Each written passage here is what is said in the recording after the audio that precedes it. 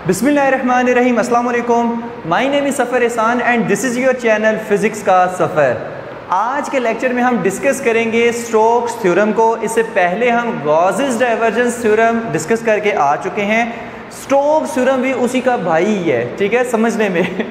तो देखते हैं स्टोक्स थ्योरम हमें क्या कहता है, ठीक है। सबसे पहले 5 से 10 मिनट में इसका कॉन्सेप्ट होगा, उसके बाद हम डेरिवेशन पे जाएंगे तो इंशाल्लाह हलवा मक्खन मलाई हो जाएगी।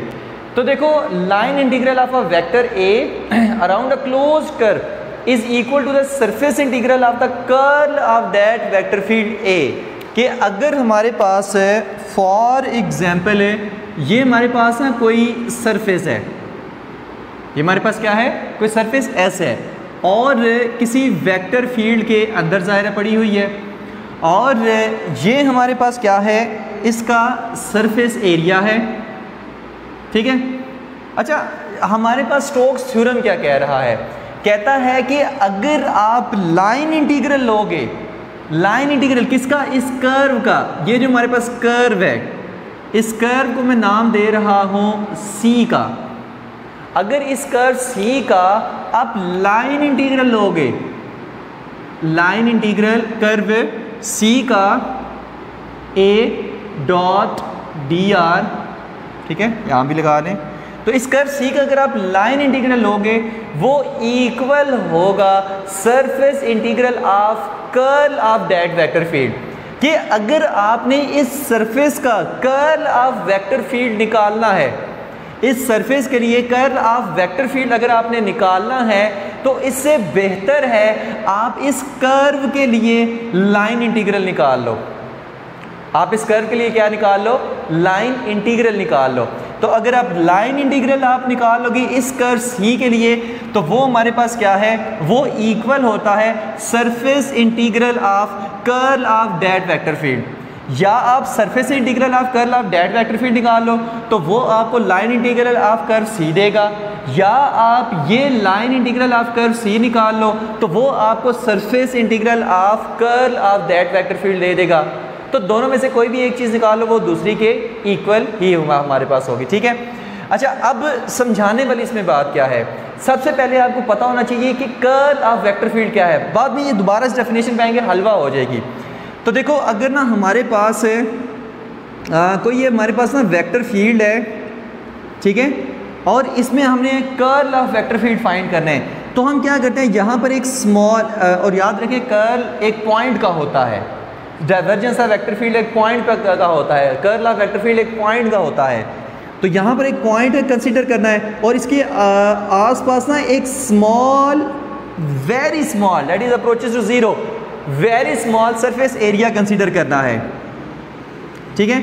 तो कर्ल ऑफ वेक्टर फील्ड क्या होता है, कर्ल ऑफ वेक्टर फील्ड क्या होता है कि आपने क्या करना है, इस कर्व, ये जो हमारे पास कर्व सी है, ये जो हमारे पास कर्व सी है, इसका आपने लेना है लाइन इंटीग्रल ए डॉट डी आर, और उसको डिवाइड कर देना है सरफेस एरिया एस के साथ, वेयर जो लिमिट आपने क्या लगानी है, delta S approaches to zero. तो ये फार्मूला आपको क्या देगा, कर्ल ऑफ वेक्टर फील्ड।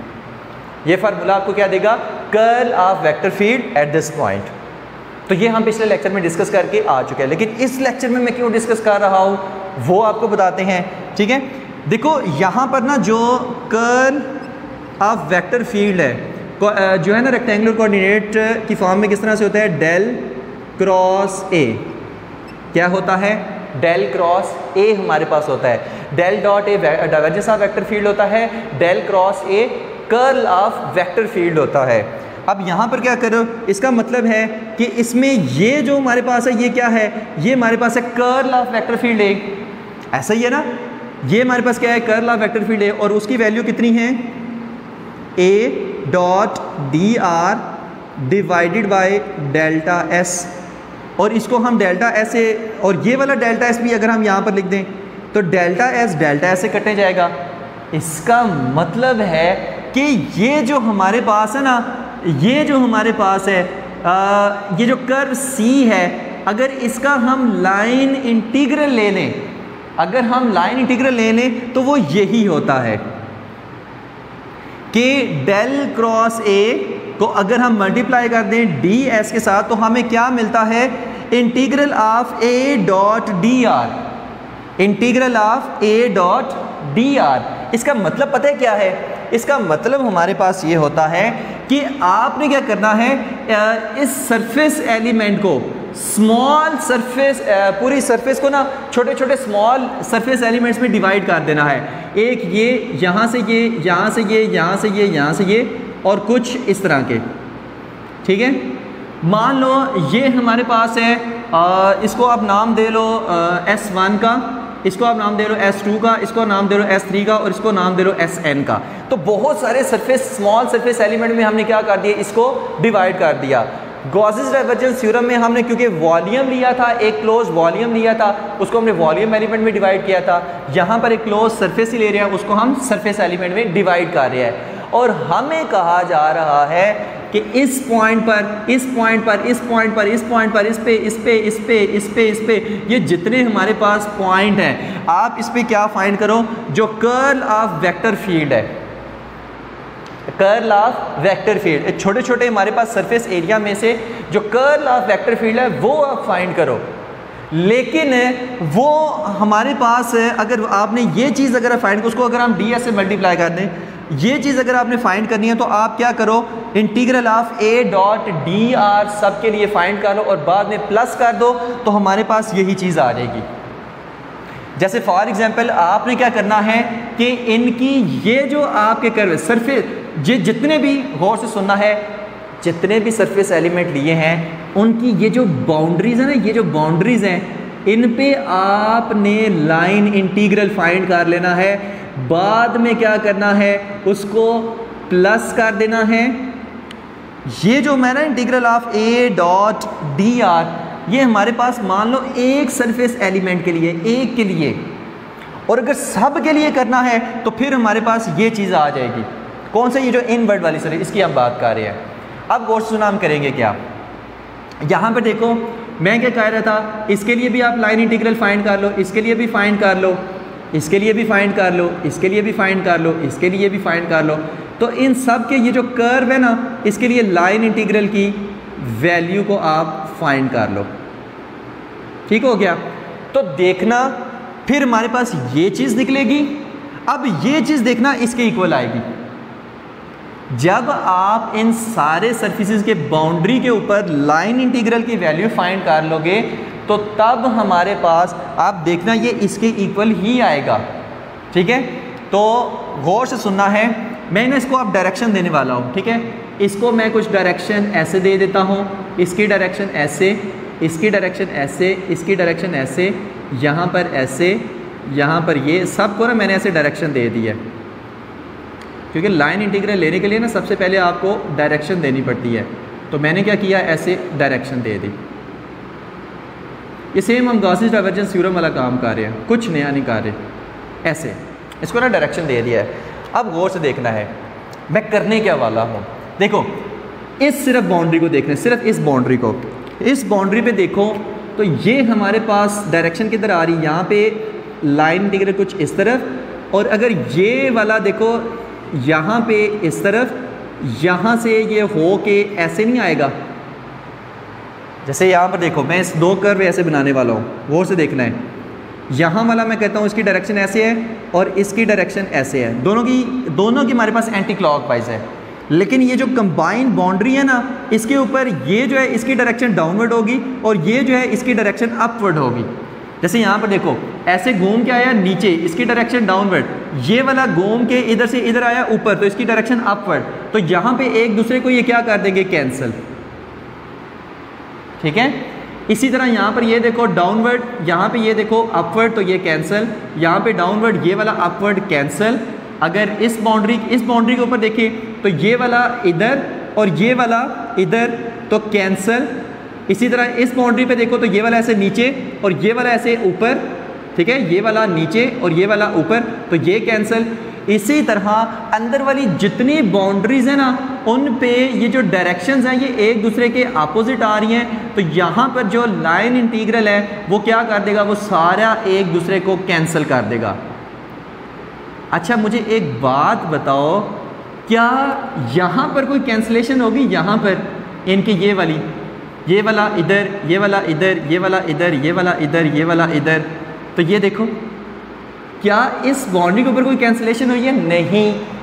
तो जब हमने इन सब के सरफेसेस के ऊपर integral of A dot D R, इस सरफेस का ए डॉट डी आर, इस सरफेस का ए डॉट ए, इस सरफेस के ऊपर, ठीक है, इस सरफेस के ऊपर नहीं, इस सरफेस के ऊपर जो बाउंड्री है, जो कर्व सा बना हुआ है, उसका हम लाइन इंटीग्रल ले रहे हैं। तो इस सरफेस का जो कर्व है उसके ऊपर ए डॉट डी आर, इसका कर्व ए डॉट डी, इसका कर्व ए डॉट डी आर, तो उन सब को जब हमने प्लस किया है तो दरमियान वाले सारे क्या हो गए? कैंसिल, और सिर्फ ये वाले बच गए हैं।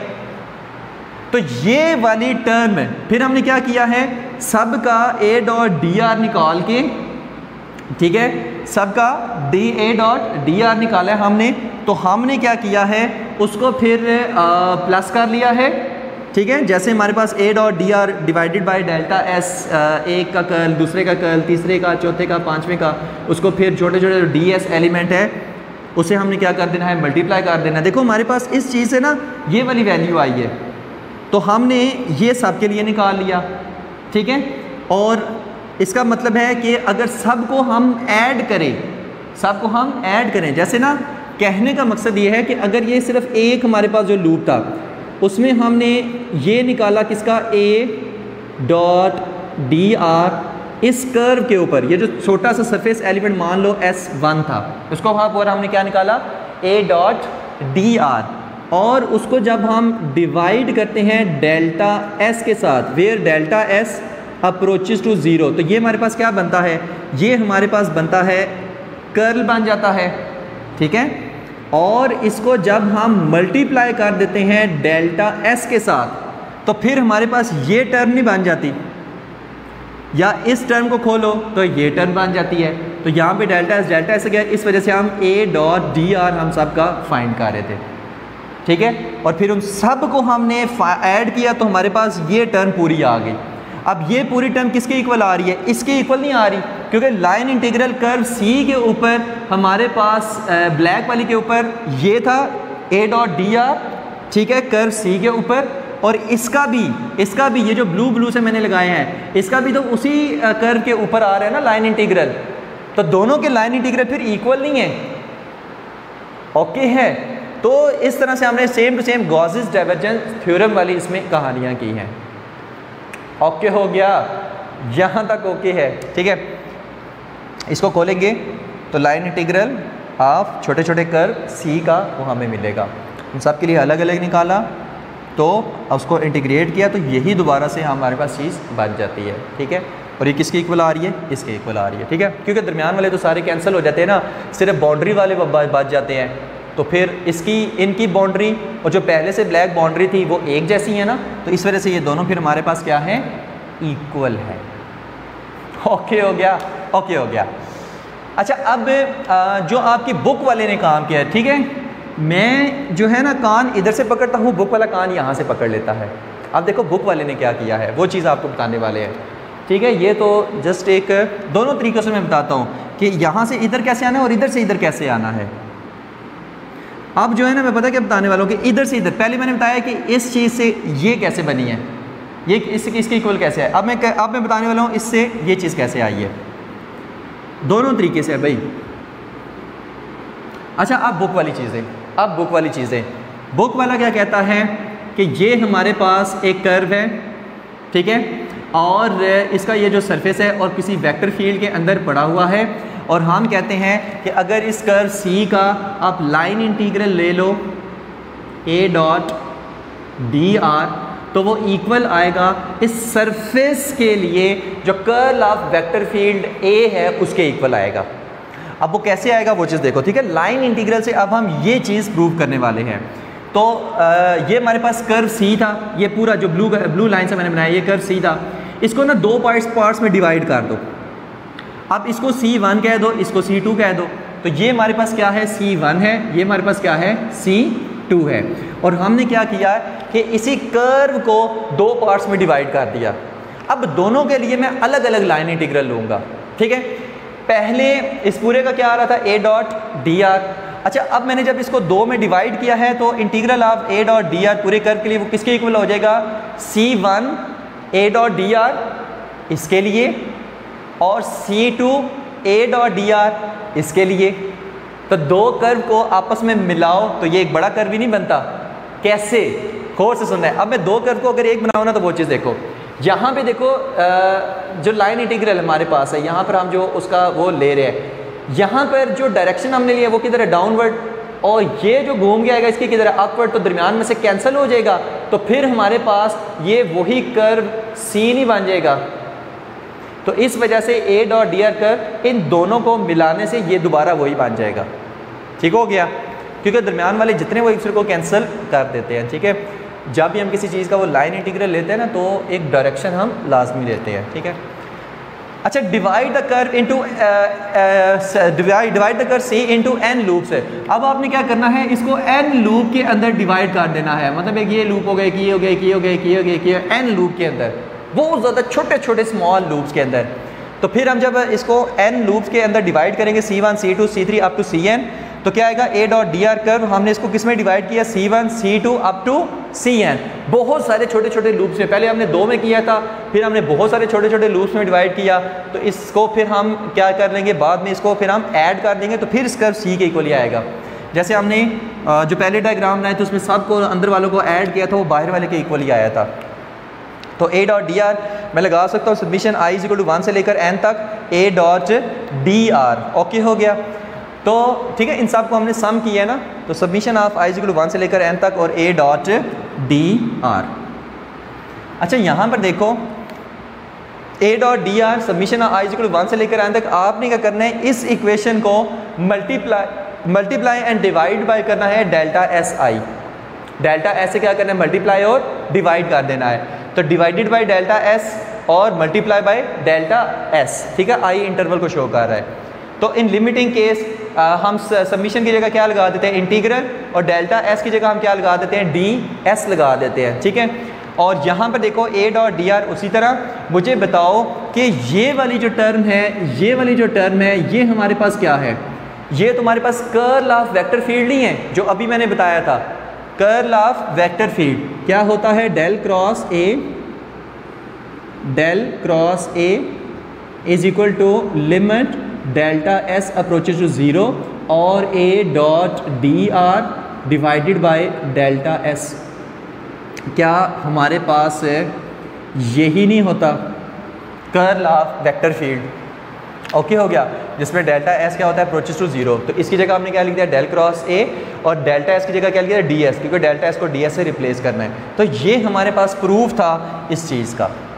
ठीक है, तो एग्ज़ाम में आपने डेफिनेशन लिखो, ये लिखो, इस तरह ये डायग्राम बनाओ, ठीक है, और ये सारी डेरिवेशन कर दो, तो आपका ये लॉन्ग क्वेश्चन कंप्लीट हो जाएगा। ठीक है, तो ये था हमारा आज का topic, Stokes theorem. Hope so ये सारा कुछ आपको समझ आ गया होगा। Thank you very much. अल्लाह हाफिज़।